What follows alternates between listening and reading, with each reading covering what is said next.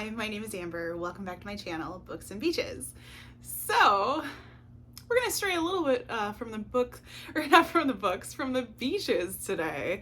And I wanna give you my best suggestions for good winter reads. Now, these might be a cozy winter read, they might be an isolated thriller winter read, but these are some of my favorites that I have on my shelves. Whether or not I have them with me today is a whole nother story. But the ones that I have on my shelves that I've really enjoyed, like the winter atmosphere in these books. Now, per usual, I don't want to go too much into detail in any of these just because I don't want to spoil anything, but I have read all of these and quite enjoy them. So, first up, I do have this one, and this one is a little bit more of a holiday read. But if you're looking for something with a any of these will have a very winter setting or aspect to them. So the first one is Comfort and Joy by Kristen Hanna. This was not my favorite Kristen Hanna book by any means, but it has a great wintry atmosphere, plus it's surrounded kind of around Christmas time. So if you're looking for a good read during that time of year, this one would be one of them. The next one up, this one actually made my best books of 2022, and that is The Life We Bury by Alan Eskins. This one is extremely atmospheric. I remember the main character talking about driving through a snowstorm and having to walk through, I believe it's woods, during this one, and I can picture that. We're just getting some fresh snow here in Wisconsin, and I can picture winters like this. And I think this one, if I'm not mistaken, I think is in Minnesota.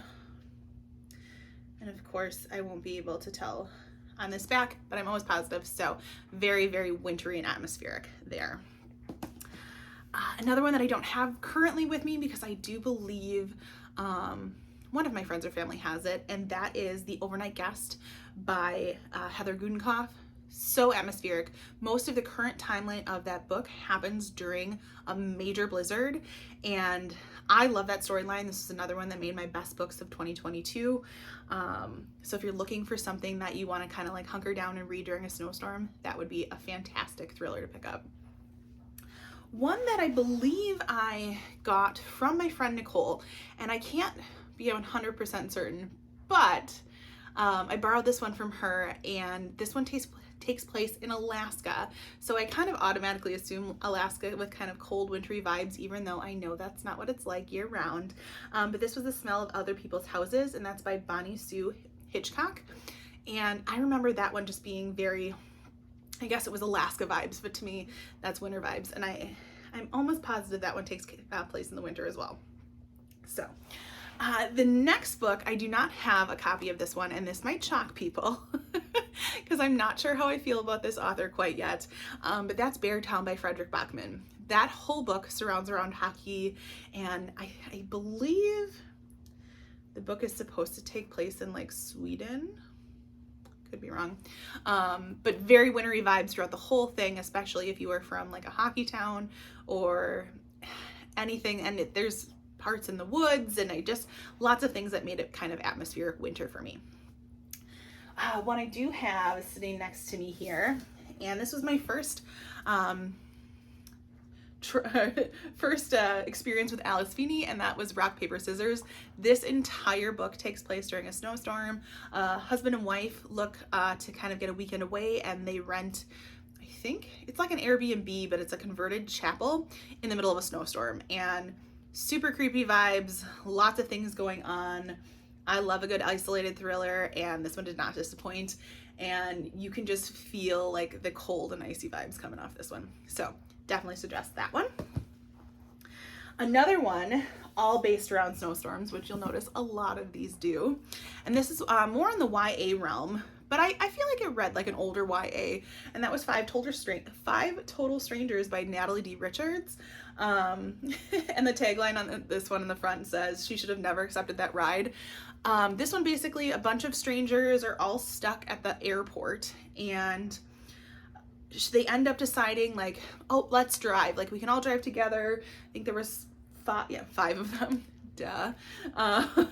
And they kind of head off into this snowstorm, and the roads are terrible, and things start happening, and definitely a wild ride. And you'll notice I think a lot of books that take place in winter tend to be a more isolated, especially thriller-wise, isolated thrillers.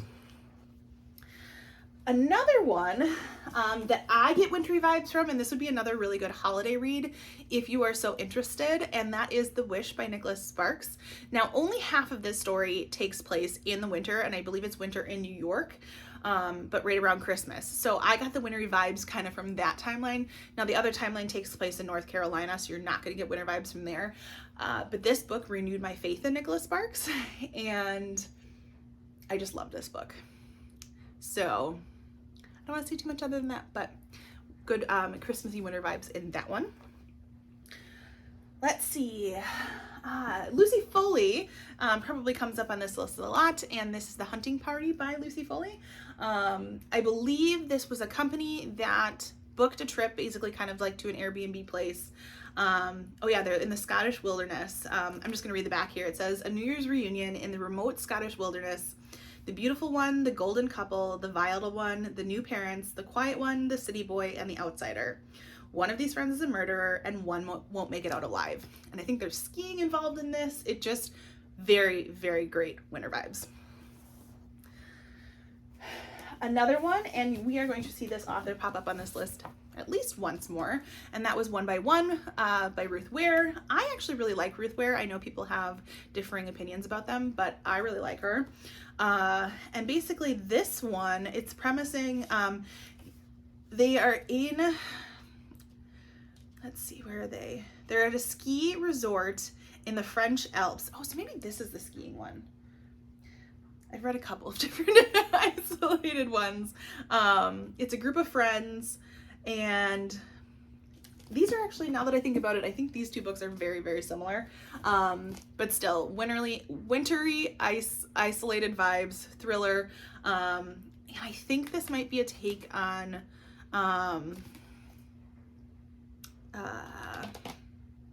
Agatha Christie's like One by One. So, did she have a One by One? Anyway, now I'm just putting myself in a tizzy. Good wintry read. We'll go with that. This next one should be no surprise because this shows up on everybody's winter, atmospheric reads, and that is No Exit by Taylor Adams. This book is fantastic, quick, thrilling, definitely snowy vibes. Basically, our main character is trying to head home and to visit her mom, who is sick, I believe, and just can't drive any further. Stops at a rest stop. There's a couple people stopped there as well because they can't drive. The roads are not plowed. She goes out to try to make a call and ends up finding a little girl locked in a cage in a van. And she knows that one of these people inside have probably abducted this girl. And it goes from there. And it says 13 hours, 4 strangers, 1 missing child, no exit. She knows her odds. She'll fight anyway. I do believe this one also came out as a Hulu special. The book is better, in my opinion, but it's a good one nonetheless. One I do not have right now because I have it loaned out, which is probably by far my favorite Kristen Hanna book, which is shocking because it's not going to be The Nightingale, although that one is a close second. And this one is The Great Alone.